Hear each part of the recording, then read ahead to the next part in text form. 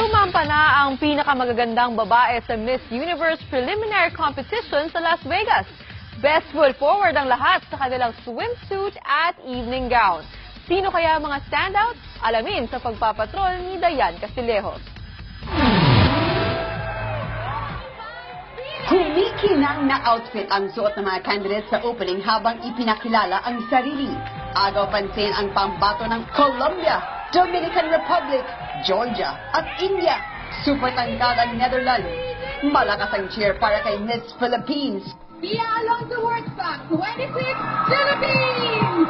Ayon sa Miss Universe Organization, ginastusan nila ng husto ang stage ngayong taon para lalong mag-enjoy ang milyong-milyong fans ng Miss Universe sa buong mundo.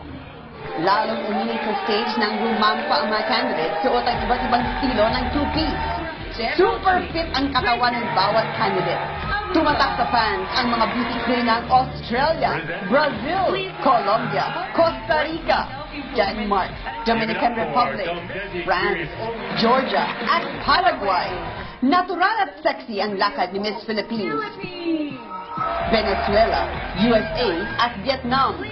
Elegante ang lakad ng candidates sa evening gown. Impressive ang Colombia, Dominican Republic, Denmark, France, Georgia, Venezuela, Vietnam, at Paraguay.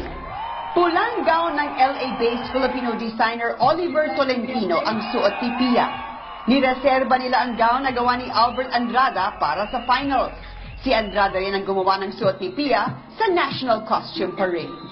We are waiting for this moment that the our Filipino candidates will be wearing Filipino gowns in Miss Universe.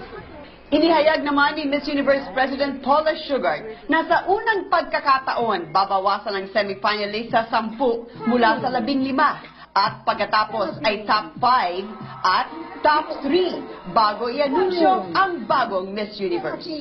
This is the first time it's happening and you're the first one to know. Alright, we got the scoop right here.